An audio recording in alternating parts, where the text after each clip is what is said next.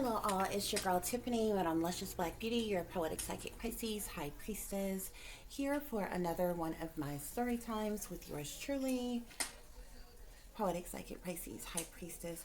I do hope you all are doing well and feeling well on tonight. Please remember to like, share, subscribe, and comment because that is your free way of showing your support to help the growth of this channel, guys. Okay, so before we get into tonight's story time, starting off with the introduction, guys, I do want to give a brief disclaimer that this is all original work that has been written by myself. There's no particular persons, places, or things that has to do with any real persons in particular as it relates to the story. I've told you all a few times before that the way I write is like, I guess you can call it like fact fiction or what have you, where basically it's a fictional story, but can be about like factual events or factual things that actually kind of happen in the world and different things like that, but basically written in my own words, in my own style, and different things like that, guys. Okay, so with that being said, guys, I do ask that you all govern yourselves accordingly. Okay, and sit back, relax, and enjoy tonight's story time, guys. Okay, which is entitled "A Triple Murder Mystery of Annihilation." Okay, guys. So let's get into tonight's introduction. Three sinister scenarios within one twisted tale about the devious underbelly amongst the entrapped, broken heart of America. From the lower, middle, and upper class society of lies, deceptions, betrayal, and bloody murder. It's commonly said, and furthermore very well foolishly believed amongst Christian folks, that when it comes to family, blood is thicker than water. Therefore, they claim that the family that prays together stays together. Well, as sentimental as that may be, and while perhaps true for some, nothing could be further from the truth. For those who know no such loyalty and choose to slay one another. The lower class. Everybody that's somebody in a neighborhood near you. The people of all shapes, sizes, and colors around the way that brings life, love, and laughter to every hometown city worldwide. But far too often, danger, disaster, and destruction lingers in the shadows, hunting the less fortunate ones. With the highest crime rates amongst the poor, there's not a day that goes by without hearing through the grapevine of tragedy somewhere. However, it's the horrific, unsettling chaos that goes on behind closed doors of private residences that most often makes breaking news. The kind of unbelievable, spine-chilling mayhem that keeps people up for days. The Sanderson family was just like any other in their urban community, except for the fact that apparently they believed in being fruitful and multiplying, for today's day and time standards at least. 10 people lived in the Sanderson's family household, with now only a single parent, Diane Sanderson, to hold down the fort since her husband, Abraham Sanderson, found himself serving a 10-year prison sentence for armed robbery a few years ago. With 6 children and 2 grandchildren to feed, the struggle was real for Diane Sanderson, who was the sole provider for her struggling family. Although Diane works a full-time job, it was overwhelmingly obvious she still needed as much help as possible, so she received government assistance as well. The Sanderson children, Tamra, 9, and Arlen, 11, suffered from various different intellectual disabilities and required 24/7 care, which puts the Sanderson's family in the system for a totally different reason. Their 3 and 6-year-old Braxton and Kenneth and 1 and 3-year-old grandkids Audrey and Yvonne were about as normal as could be expected. Therefore, they did as well as they could in the dysfunctional yet stable home. But they also had delinquent older teens, Samantha 16 and Bradley 19, who were severely mentally ill, with both suffering from bipolar and multiple personality disorders. The pair of them were both as thick as thieves despite their age difference, and unfortunately, they often caused a lot of trouble in the home and around town together. Not to mention, they both had already produced children of their own at a very early age, which they couldn't really care for on their own either. Nevertheless, Diane had her hands full and was surely on the brinks of collapse. Yet day by day she stood her ground and maintained the best she could on the little bit of nerves and energy she had left in the four-bedroom run-down shack the family called home. It was as normal a day as any in the Sandersons' household, but tensions were running high as Samantha had yet another one of her episodes. The younger children hooped and hollered and wailed for attention all throughout the day. Bradley had been missing in action for 2 days, probably on another one of his benders, and poor, worn out Diane had had about enough.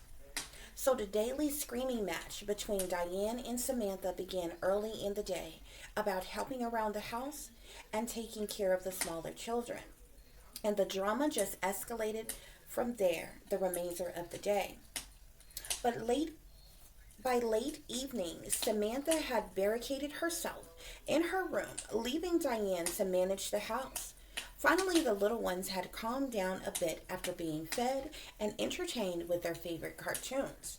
Meanwhile, Diane found herself buried in a bottle of vodka and half a pack of cigarettes to take the edge off. However, too tipsy to have noticed, Bradley had casually crept his way back into the house without saying a word. It wasn't until Diane smelled the stench of something foul she knew something was up.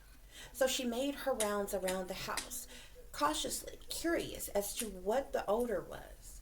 Diane first checked on the younger children, who had all fallen asleep for the exception of Arlen, who was playing his video game in the living room. As she made her way upstairs to Samantha's room, she could hear faint music blasting through her bedroom door. That was nothing out of the ordinary, but even with as tipsy as she was, she couldn't shake the feeling something wasn't quite right as the funky odor grew stronger. Once she made it upstairs, she noticed Bradley's backpack he carried everywhere was on the hallway floor, and she knew then he was home, but his room was pitch black dark with no sign of him anywhere.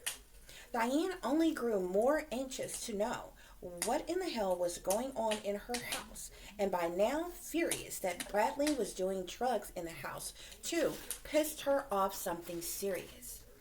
Finally, at the foot of Samantha's door, Diane busted in like it was nobody's business, only to discover more than she bargained for.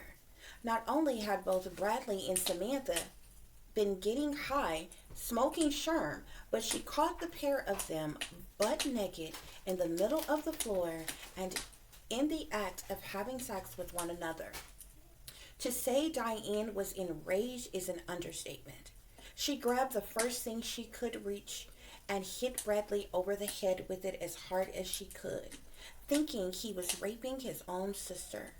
But when both Samantha and Bradley jumped up, startled and yelling and cursing at Diane for barging in, she knew then they both knew exactly what they were doing. Shaken by what she had just witnessed, Diane stumbled backwards into the hallway with mixed emotions as she fell drunken to the floor. She knew one thing for sure, and that was Samantha and Bradley had to go, and she told them as much, which neither of them took kindly, slamming the door after Diane exited the room. Diane had reached her breaking point and angrily told her two oldest children they had an hour to get out of her house or she would shoot them both because they were beyond repair and she was done. She wasn't taking any more of their disrespect or bullshit, and now they were on their own. Diane stumbled back downstairs, had Arlen to get the other kids, and sent them to their rooms to bed. As she flopped down on the couch, poured herself yet another drink of vodka and cranberry juice while lighting a cigarette and loading her gun. She sat in wait of her doped up, mentally ill, incestuous oldest kids to make their disgusting way down the stairs so she could kick them out once and for all.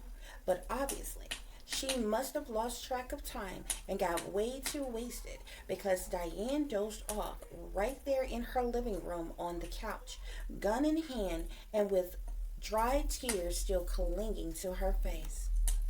3:36 a.m. Diane was startled awake to the sounds of screaming children in the distance. It was Arlen, Tamron, and Kenneth yelling to the top of their lungs in fear. Diane jumped up so quickly her head was spinning. She couldn't believe she had slept through the night. She had hoped Samantha and Bradley had the sense to have already left quietly out the back door as she raced upstairs to see what was the matter. But nothing could have prepared her for the horror scene she was about to walk into. At the top of the stairs, in a pool of blood, lay 3-year-old Braxton. His throat had been cut so severely and deeply his head dangled off the top step. Diane screamed in horror as she aimed her gun shakily, unsure of what else she would find. She shakily stepped over Braxton as she approached the bathroom. The lights were on and she could hear running water in the tub that was overflowing to the floor, reaching the doorway of the hall. When Diane walked in to take a look, she saw her grandchildren, 3-year-old Yvonne and 1-year-old Audrey, floating in the tub full of water, dead from apparent drowning. Diane's body just collapsed, fell limp to the floor as she sobbed aloud.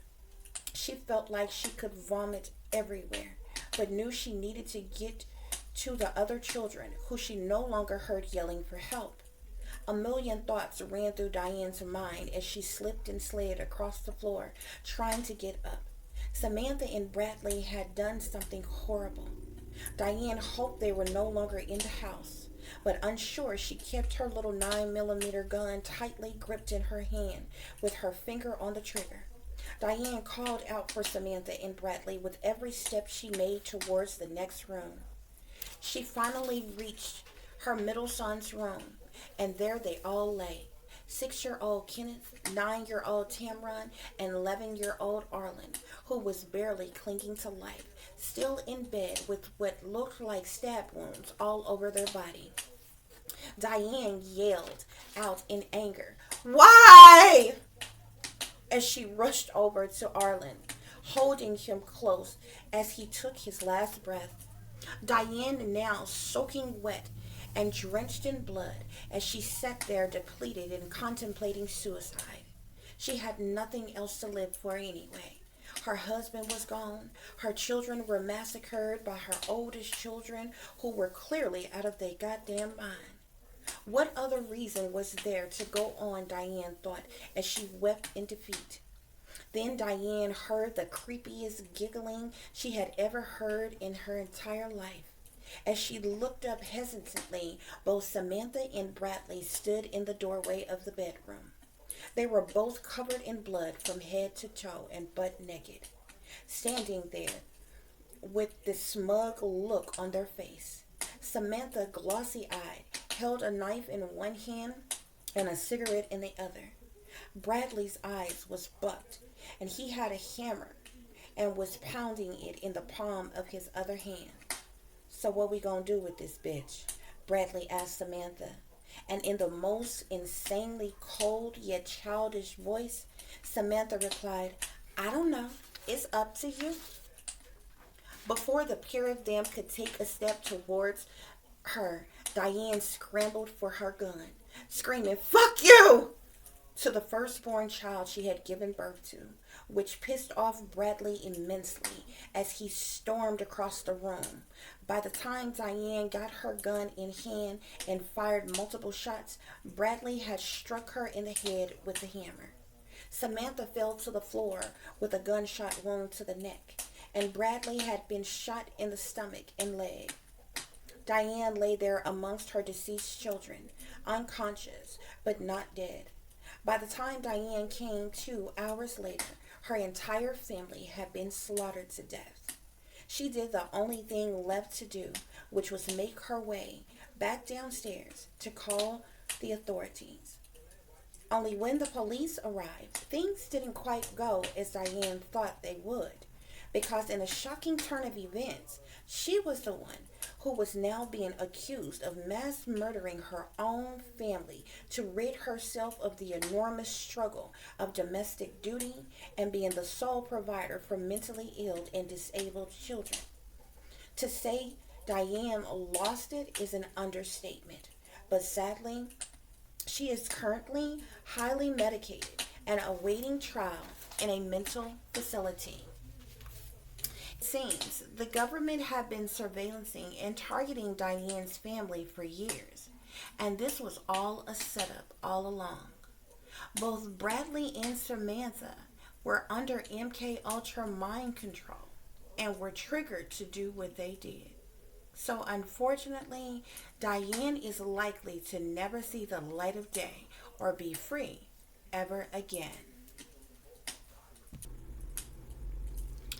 The middle class. The classic all-American family suburbly planted within a clean, quiet, friendly, yet community-oriented suburb. A charming place where the neighbors are friendly, look out for one another, and everybody knows your name. The homeland of the working class, where their hard work has paid off for the good of all of humanity. The Mansfield family. Blood and roots ran deep in their neck of the woods. With more than 3 generations growing up in their area, everybody within 100 miles knew exactly who the Mansfields were. Aaron Mansfield III, the successful lawyer of his own private firm, was blessed with a delightful family of 5. His lovely wife, Clara Mansfield, doctor of chiropractic, and 3 beautiful children, 6-year-old Daisy Mansfield, 12-year-old Evan Mansfield, and 15-year-old Laura Mansfield, who are all perfect students with excelling grades and high achievements. By all outward appearances, the Mansfields seemed like the perfect family without a flaw in sight. They resided in a gorgeous 5-bedroom, 2.5-bath home with a pool that served as their sacred haven, full of excitement, family fun, and entertainment. The neighbors just loved the Mansfields, as they coordinated neighborhood watch meetings and often hosted grand, lavish dinner parties, holiday social gatherings, and barbecue pool parties in the summertime. It goes without saying that publicly the Mansfields upheld a stellar image to everyone around. But little did everyone know something sinister was brewing behind closed doors that the Mansfields most assuredly didn't want leaking out into their conservative community.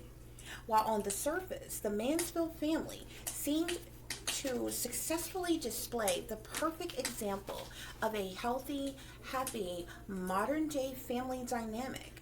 However, nothing could be further from the truth, because the Mansfields were masters of disguise, masking their problems, downfalls, setbacks, and dirty laundry by overachieving in and around their community. Nobody really knew the depth of misery, anguish, struggle, sorrow, or disappointment that riddled the otherwise distinguished family. But behind the scenes, the Mansfields were cold, distant, and one tragedy away from everything falling apart. Mr. Aaron Mansfield is indeed a successful business owner of his own firm. With his proper upbringing, family wealth, and prestigious credentials and background, he is widely accepted amongst the middle to upper class citizens in his state and beyond. He is a supreme member of his local country club, as well as his involvement with a secret society as a 33rd-degree Freemason. An all-around good old boy, Mr. Aaron Mansfield was. If only he could get his priorities straight and affairs in order. But that would be just too much like right for the slick, sly, fast-talking, two-faced lawyer. You see, greed is one of the 7 deadly sins, and it seemed to have plagued Mr. Mansfield, who just can't get enough. With an ego the size of Texas, the man just doesn't know the meaning of no, and it's likely not many have ever turned him down. Aaron Mansfield is a charmer and has a way with words, which is why he can smooth talk his way out of anything. But lately, his misdeeds, bad business, and shady deals have caught up with him. There is no doubt Mr. Mansfield keep his books clean, but his consumption has caused disruption amongst his family, business rivals, and the loan sharks he owes a hell of a lot. The high and mighty Aaron Mansfield III has let his gambling and sex addiction get out of control, and if he doesn't make some much needed changes and improvements soon, everything he has worked so hard for is sure to be destroyed forever. With the knowledge of being $1.5 million in debt to the loan sharks, providing for a full-time mistress that's threatening to expose him, and his regular high-end escort habit, the situation he's in is a ticking time bomb that is ready to explode at any moment. Miss Clara Mansfield, the overall bona fide champion of middle-class women everywhere. The lady is like the Energizer bunny that just keeps going and going without wear, tear, or even complaint. No matter the number of tasks she has or all the responsibility that falls upon her daily, she's hands down the superwoman of her town, which is something that is overwhelmingly irritating to a few other middle-class house moms in her neighborhood. With her fake smiles attached, there are definitely more than a few that just can't stand the overachiever Clara Mansfield. Perhaps jealousy of her being a career woman and having a seemingly perfect life. But if they only knew the buried truths and heartbreaking emotions of Clara Mansfield, which she kept bottled inside from public view, then perhaps they changed their minds about envying her so. Chiropractic Dr. Clara Mansfield is a dedicated, hardworking woman who cares dearly about the health and well-being of others, no matter the aches and pains she endures herself. Her overall mission is to go over and beyond in any way she can for all those who seek her help or guidance, which many are truly grateful for. But deep down, Clara Mansfield is an unfulfilled, unsatisfied, lonely wife and mother who is fed up with disappointment and the lack of intimacy. Sure, she loves her occupation, her family, and the community, but the burnout and sexual frustration is all too real. Not to mention the lingering, pessimistic thoughts that her husband is no longer interested in her and is having an affair with someone more attractive. Nevertheless, she just keeps functioning on demand robotically because that's what everyone else needs from her. But really, her passion, drive, and motivation was gone long ago. Clara goes through the motions daily, but no one outside her inner circle has cared to observe the sparkle and lack of determination that has gradually evaporated from her eyes. Clara Mansfield is what and whom everyone else needs her to be, yet no one, not even her husband or children, care to put forth the effort to provide her with the love, support, appreciation, or respect she needs from them. Unfortunately, because of this and the lack of substance in her otherwise mundane life, Clara is clinically depressed, from which she has formed a deadly habit for the past several years to help her numb the pain of her brutal life and existence. Amongst copious amounts of liquor, which is her preferred poison of choice, lately her bottomless vodka martinis has been laced with lethal amounts of pain sedatives, which she has now formed an unhealthy addiction to. The Mansfield's children. An above average bunch of kiddos who have the kind of perfect mannerism any elder would love. Although superbly trained on how to carry themselves publicly, every once in a while the little ones can't help but act their age. From all outward appearances to prying eyes, the Mansfield children are just as equal to the rest of the kids in their neighborhood, but everybody knows all three were ridiculously spoiled and pampered with the expectation of them being the very best of all. After all, their parents wouldn't accept anything less. Daisy Mansfield, 6 years old and full of life.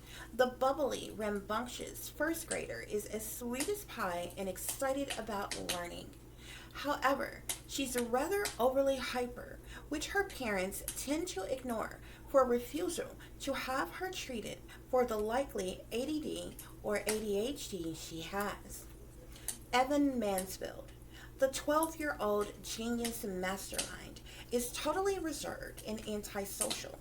He'd much rather study, read a book, surf the web, play chess, or build some kind of creative invention than interact with peers his age. However, Evan isn't rude or weird at all, maybe just a little socially awkward, because he prefers isolation most of the time. But he does have friends with his same interests and mannerism. Evan also participates in several extracurricular activities and clubs for science, math, art, and chess. Laura Mansfield, the 15-year-old charming, bright, and popular social butterfly that everybody seems to love and flock to. She's top of her class as an honor roll student, a part of the student council committee, as the president of the student body. She's also cheer captain, as well as she's in the drama club and on the debate team. But unfortunately, little do the adults around her know, Laura Mansfield has spiraled way out of control, as she has let her popularity go straight to her head, and is now in over her head, as she's overly interested in the boy jocks at her school. Furthermore, now one careless mistake has the potential to ruin her life forever if she doesn't figure something out soon, because Laura Mansfield is hiding a huge secret from everyone. Not only is she no longer a virgin, but she has just discovered she's pregnant. The Mansfield family is a crumbling mess, and no one was the wiser as to what's truly going on behind their closed, eerie doors. But things were about to get scandalous in a way no one could have ever imagined.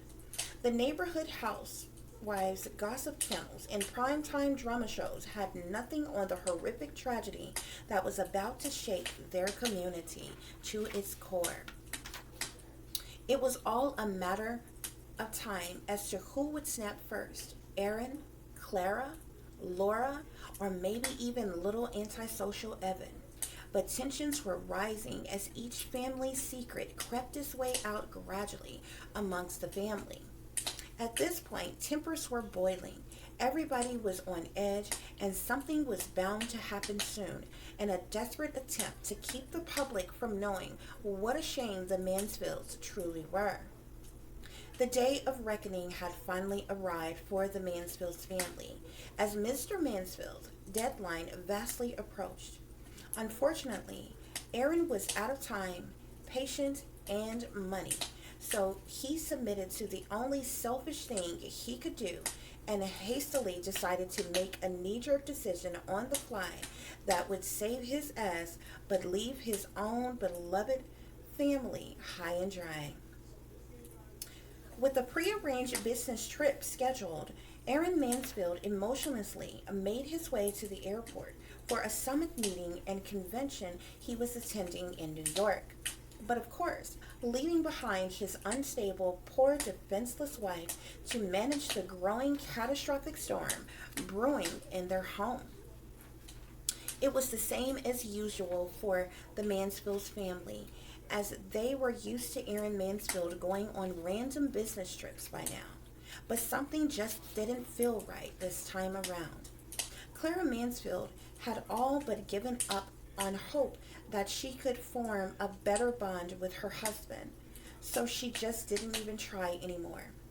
Aaron departed without saying goodbye, and the family was just left feeling numb inside since they were already too wrapped up in their own issues to even care. Little did the family know, Aaron Mansfield made the decision to put them all out of their misery once and for all. While Aaron Mansfield landed at 6:30 p.m. without delay at his destination and later checked into his luxury suite, the Mansfield family went about their dysfunctional night as usual. Besides the occasional arguments between mother and daughter about their unfortunate circumstance, Laura called her mom a pissy drunk, and Clara fired back with slurs of her own by referring to Laura as an out-of-control pregnant teen Jezebel. The situation at hand was beyond heated, messy, and too scandalous for even TV. The two blood boiled in rage at each other. Meanwhile, Evan totally tuned them both out by isolating himself in his room and ignoring the madness. Daisy, however, in all of her hyper glory, ran around and played as always. She was the only person in the Mansfield home that seemed just peachy despite all the chaos she didn't understand. It was bound to be a long weekend for the Mansfield family. But as for Mr. Mansfield, who by now was cozying up to yet another high-end escort, kept himself distracted as much as possible for what was yet to come in the following days. What no one knew, for the exception of a few who were in the know and in on the setup, Aaron Mansfield made a deal to set him free of his burdens once and for all. The plan was to sacrifice his entire family to avoid public scrutiny over their scandalous misdeeds and to save his own ass from meeting with the Undertaker.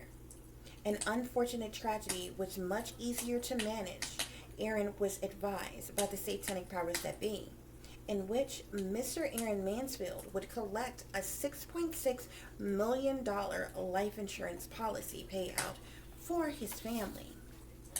That is a little over $1.5 million for each family member's death.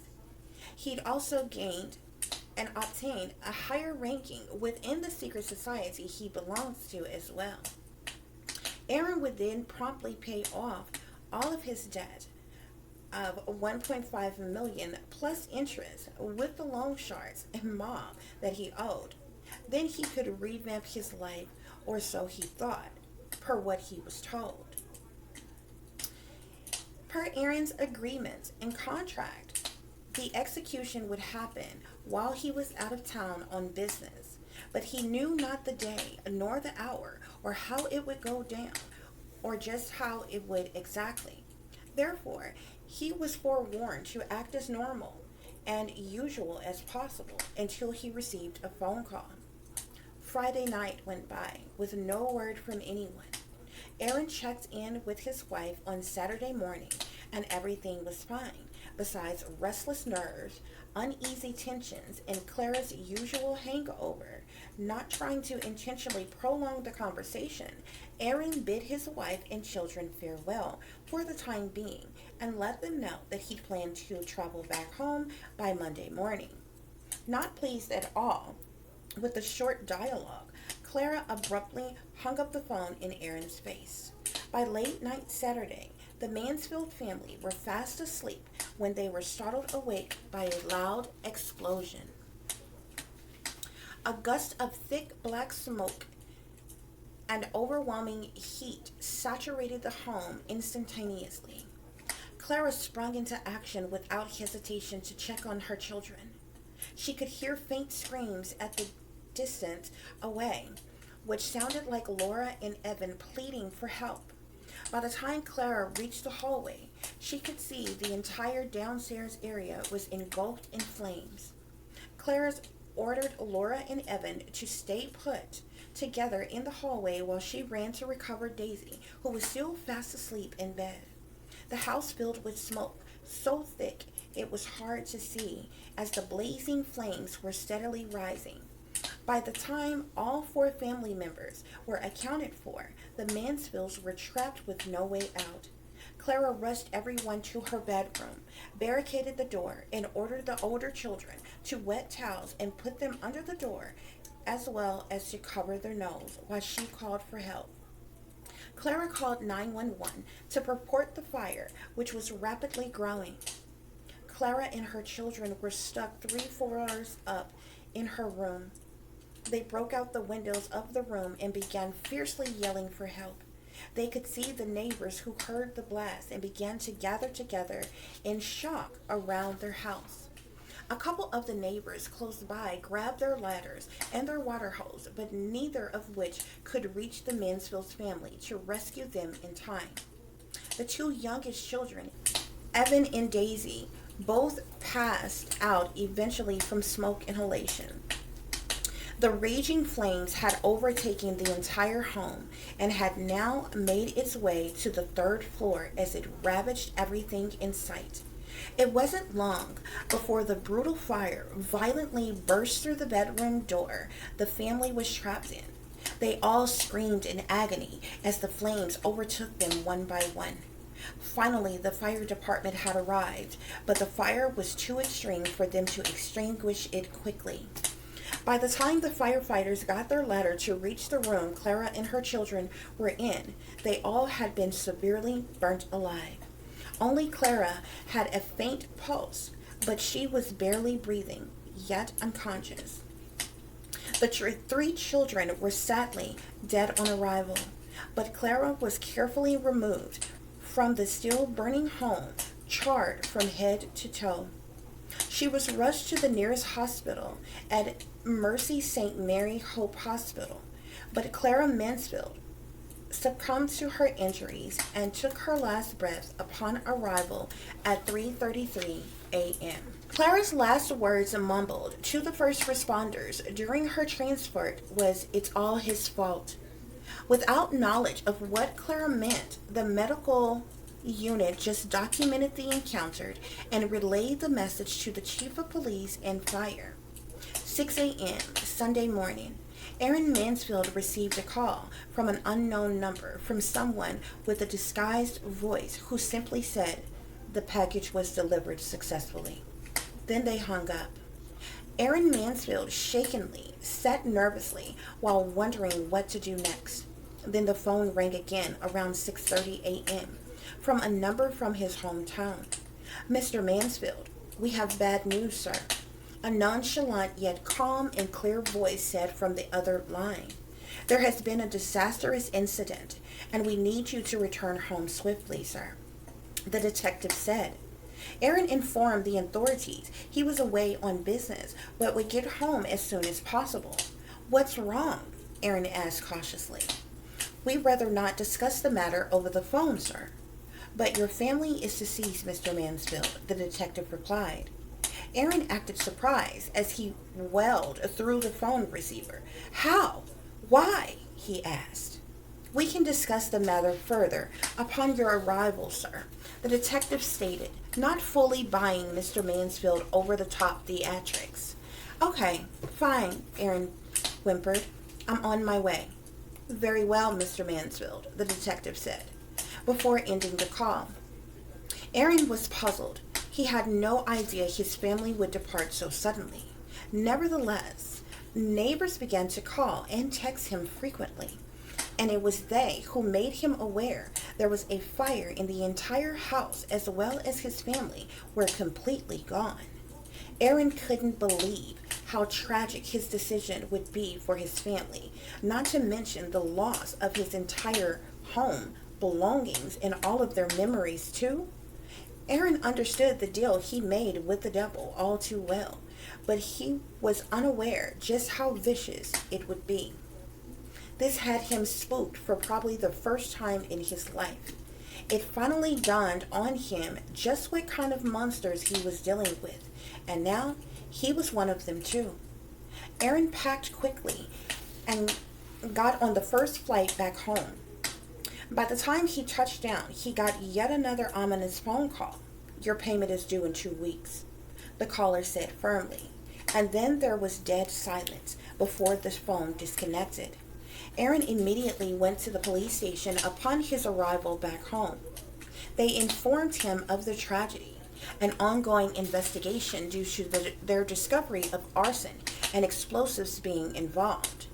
Aaron felt like he was being interrogated with all the questions asked of him and about any problems at home or with his family. The detectives informed Aaron of his wife's last words and asked him what she could have meant. Aaron wasted no time shifting the blame from himself by telling the detectives his suspicions. He claims Clara must have met their son Evan, who was very antisocial but had a high IQ and was genius level smart. Aaron went on to explain that Evan liked building things, experimenting, and was very tech savvy. Then, frustratingly, Aaron asked the detectives if he needed a lawyer besides himself. Only if you feel that would be necessary, Mr. Mansfield, the detectives replied, before excusing him of any further questions for the night. Aaron left the station relieved for the time being, as if a heavy weight was lifted from his shoulders. He rented a hotel room for the night after going to his home and seeing for himself its complete and utter destruction. In the following days, the Mansfield house fire case was abruptly closed. It seems someone higher up contacted the police and fire chief and had them drop any and all investigations into the matter. Aaron Mansfield successfully went on with his life while receiving all the love, support, sympathy, and donations he could handle from his community. Everyone saw him as this grieving widow who had tragically lost his entire loving family and home. It was literally the talk of the entire state as news spread fast while they reported on the devastation and tragedy in the area. Eventually, Aaron received the life insurance payout of $6.6 million dollars, and he surely, very promptly, paid off all of his debts as expected. In the following months, however, Aaron moved to a $3 million home out of the neighborhood his family grew up in for 3 generations, and he remarried his longtime mistress, which got the town's tongues wagging yet again. It wasn't long before rumors about the Mansfield family's dirty little secrets began to creep through the neighborhood in which he once belonged. Gossip began to circulate about Aaron Mansfield. Somehow, information about his extramarital affairs, gambling, and sex addictions swept through the town. Some people were filled with such disgust, anger, disappointment, and or jealousy that they claimed it was eerie how Aaron was all too eager to move on in a hurry after he got his settlement money. And then he started acting differently with the people who knew him best. People even speculated whether or not he had anything to do with his family's tragic death. People talked about the change in his belated unhappy wife and how her mood was different in her last days. A few of her patients even said she reeked of alcohol sometimes, probably in an effort to cope with her husband's behavior. However, the rumor mill didn't just stop in their neighborhood because even students said Laura lost her virginity at camp and later told her best friend she was pregnant. People around town were appalled, but Aaron just ignored it all as he lived his lavish life. He told his buddies at the country club it was all a lie, when in fact he knew someone was running a smear campaign against him and purposely leaking his family's secrets to try to expose him out of envy of his wealth. Aaron got his fortune and paid his debts for sure, but the very things he tried to keep covered up leaked anyway. Now he knows a deal with the devil won't last. The upper class, the renowned, untouchable, high and mighty society of the world, patronizingly basking in their lavish luxury of glorious wealth, power, privilege, authority, and abundance. The kind of breathtaking, extravagant, superb life most people in the world could only imagine or dream of. As much, if not more, could be said about the immeasurable Rochester family, one of the most high ranking superior bloodlines ever known. The well to do Rochester family had their hands into a little bit of everything beneficially worth exploring in life, including but not limited to politics, oil, banking, science, and technology, with their wealth net worth exceeding more than trillions of dollars. Unofficially, however, they even indulged in underground operations, organized crime, drug, and human trafficking as well. And as a result, more than half the gold owned in the United States of America belonged to the Rochester's family. Adam Rochester, a very prominent member of his family, besides him being born to his tremendously superior bloodline, he's a highly educated gentleman who has exceeded far past expectations academically and professionally, proudly carrying on the Rochester's family immaculate legacy. Although somewhat of a loose cannon, currently Adam Rochester is a successful businessman who is the owner of his own tech company, which has rewarded him with a multi billionaire status in his own right. Unfortunately, romance hasn't always been so passionate or the most delightful for the strapping middle aged man with two marriages and three children under his belt thus far. But perhaps three times is the charm, with his most recent decision to wed his third wife, Melissa Rochester, who has bore him a fourth child. As revered, accomplished, and well known as the Rochesters are, such prestigious glory hasn't come without the occasional tragedy to the family. It seems every decade, to be exact, the Rochesters ritualistically suffers great loss within their extensive family.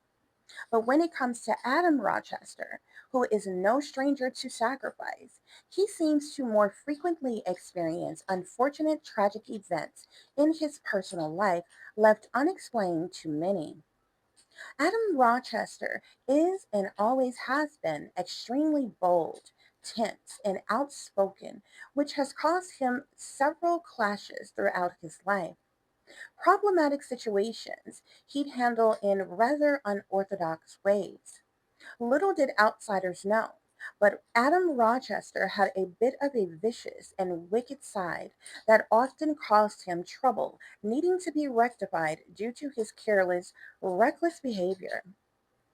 His concealed drug use, alcoholism, deceitfulness, and lust for professional escorts were only the tip of the iceberg when it came to Adam Rochester's bad behavior. But one would suppose he learned from the very best amongst the wealthy elites and his family.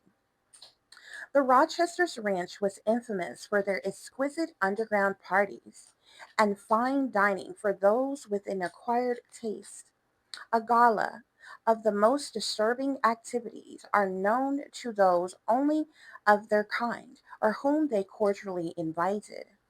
Adam and his family hosted many events in which they offered their cannibalistic guests party favors and personal, pleasurable entertainment of traffic victims who would be ravished until their entire consumption, or the optional choice to consume them. As a result, many innocent victims lost their lives because of Adam Rochester, his family, and friends. But only few knew of the many lives Adam was responsible for taking by his own hands that were closer to home. 10 years old. Adam's personal bloodbath all started when he was just a boy. 10 years old, to be exact, was the first kill for him. Built up anger and desperation got the best of him one day when he was distraught over the sexual abuse he was suffering at the hands of his own grandfather, Rufus Rochester. Adam had no outlet for help. The women in his family were cold and submissive, and his father, Raymond Rochester, said he needed to learn from his elders the same as he did. So, time and time again, he noticed his grandmother would just turn a blind eye when she clearly knew what his grandfather was doing to him, just as she had done with Adam's father. This frustrated Adam beyond measure. So one day, after yet another humiliating, perverse session with his grandfather, Adam ran to the restroom in disgust to wash up as he wailed in agony. But on this day, as he peeked through the door, only to find his grandmother half nude and pleasuring herself at the sounds of his pain while readying herself for a bath. Before Adam knew it, enraged, he rushed through the bathroom door, catching his grandmother off guard, and he viciously pushed her as hard as he could. She stumbled and slammed her head on the side of the sink before crashing violently into her whirlpool tub filled with steam soaked bubbles. Adam just stood over her body in amazement as he watched his grandmother, Barbara Rochester, sink below the water. Afraid she might wake up, something possessed Adam to hold her head underwater just long enough to make sure she was dead once and for all. By the time Adam snapped out of his trance, he noticed his grandfather standing in the doorway of the connecting room to the bathroom in a blank stare watching him. Adam blurted out in fear of repercussions from his grandfather. She slipped and fell. Oh, hush, boy. No need to explain. I know. She always has been clumsy that way, he said, as he casually walked over and stroked Adam's head. A secret for a secret, my boy, Grandpa Rufus Rochester said. I'll never tell. 18 years old. Throughout Adam's early years, he was exposed to a lot of things. He learned the world he lives in of the wealthy elite is vastly different than others in the world. What those in power were capable of is virtually limitless. So Adam embraced his privilege as he became accustomed to the environment he was in. By his 18th birthday, the endless supply of girls available to him was plentiful. Rich yet less wealthy individuals often flocked their daughters in the face of the higher ups, often pimping out their own daughters for fame, fortune, recognition, higher up positions, titles, roles, or ranking. The night of Adam's 18th birthday party was no different as he scanned the crowd to see whom he may devour. Frankly, Adam had his way with a few girls that night, but it was his steady girlfriend who decided to make a scene out of jealousy, which angered Adam tremendously. Before he knew it, he had snatched his girlfriend into an isolated room and began to beat her, just as he witnessed his father do to his mother so many times. It wasn't until his entitled girlfriend began to fight back that Adam lost all control. Sheila Langley scratched him across the face with her ring while punching him back. Adam grabbed Sheila by the neck and choked her while he raped her viciously. It wasn't until she stopped moving that Adam realized he strangled her to death. Panicked and distraught to cover up his crime, Adam moved in a haste to clean up his mess. After he finished straightening the room, Adam opened the French doors to the suite leading to the outdoors balcony. He then picked up his girlfriend Sheila Langley and threw her over. Sheila slammed to the courtyard's grounds below as Adam sprinted back to the party unfazed.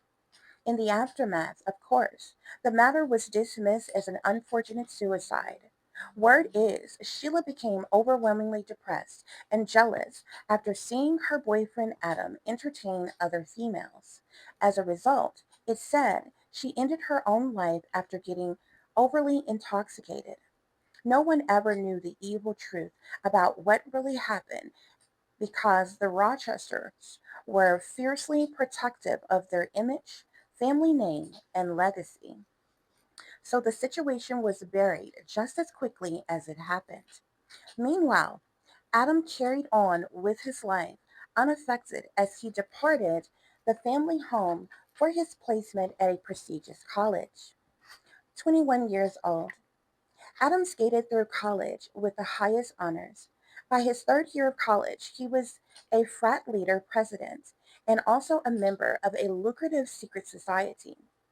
His pupils both respected and feared him as he paraded around campus like he was some kind of untouchable king. Unfortunately, tragedy just seemed to follow him everywhere he goes. But Adam didn't care because he allowed money, power, and leadership to go straight to his head.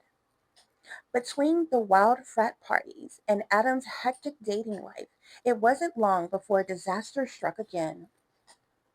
Per usual, the college campus was jam packed with various events. Adam Rochester was busy recruiting new pledges and planning the biggest party for new members with his chapter brothers. He really enjoyed Hell Week, which was full of nothing but torment and humiliation for the new members accepted into his fraternity. The initiation and party night had finally arrived. Everything was going as expected through the initiation ritual. Then on to the biggest frat party being held that weekend. Between the dancing, drugs, drinking games, and random wild sexual activity going on in isolated rooms, some of the newest members were still being taunted as the weakest link of pledges. Haunted, in fact, as the night lingered on. Around 3 a.m., three of the new members were chased into the woods. They were highly intoxicated and could just barely keep their footing when Adam ordered them to strip naked. The trio were then blindfolded and told to keep their balance on water floats until sunrise.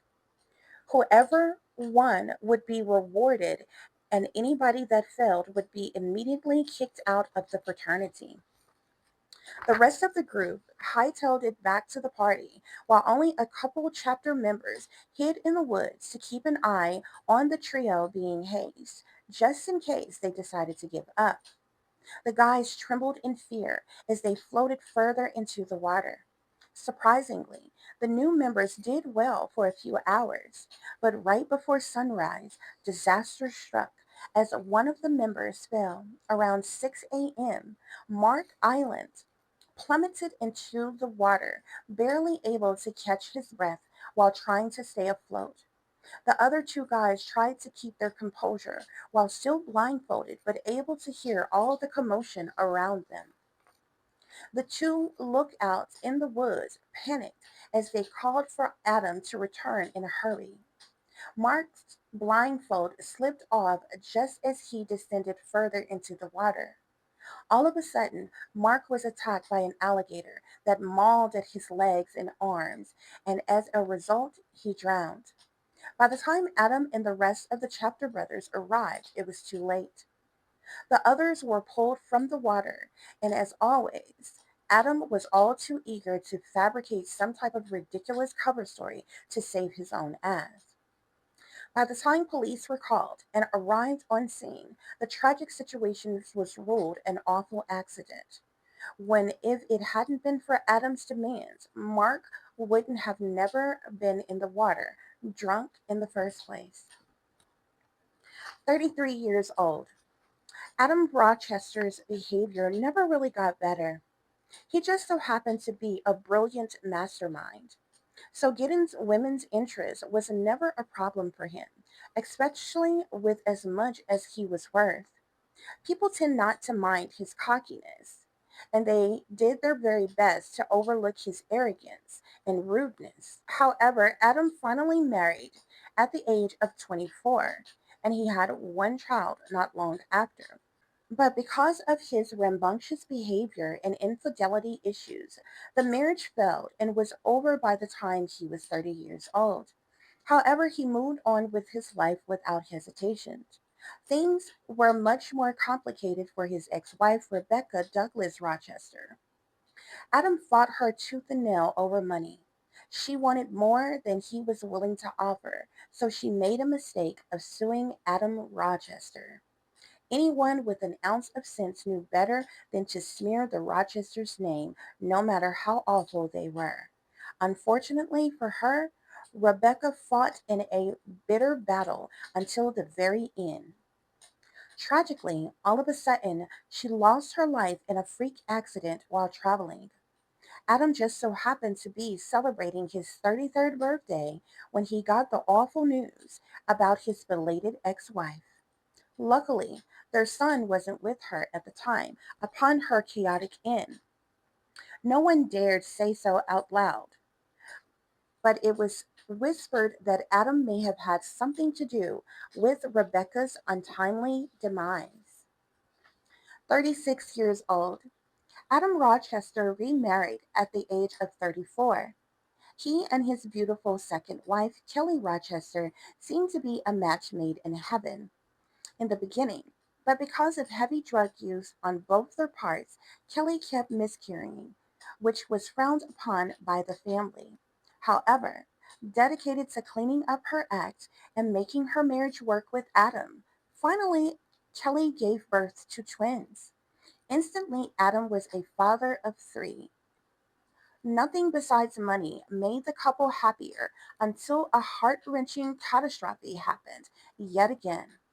Only 2 years into the marriage, one of Adam and Kelly's twins sadly passed away from a strange illness suddenly. Adam was 36 years old and at the peak of his success with yet another of his business ventures.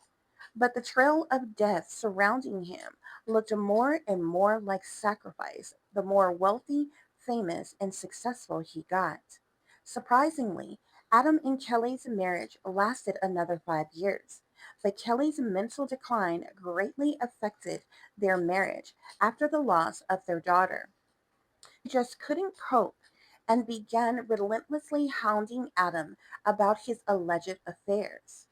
Kelly became obsessed and resulted in numbing her pain again with pills and alcohol. Adam, however, was unfazed and yet and still up to no good.